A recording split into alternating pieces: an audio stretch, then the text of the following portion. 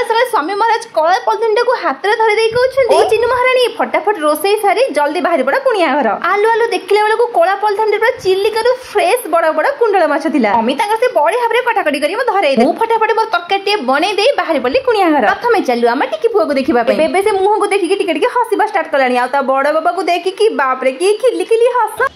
पुआ को बहुत समय पर्यंत धरिकी गिला करदेलु तापर आमे खाई पी के सेठु विदाय नेलु तापर पहुंची गलु आम घरे आ बापा घर गले समस्त प्रथमे परिवार सदस्य मानको देखा करंती किंतु मु जने मनिष गला पर प्रथमे गछ लता घर बाड़ी सब आड़े टिके बुलिक देखि दी आ ना मुडी अलगा टाइप रो मनिष टेपा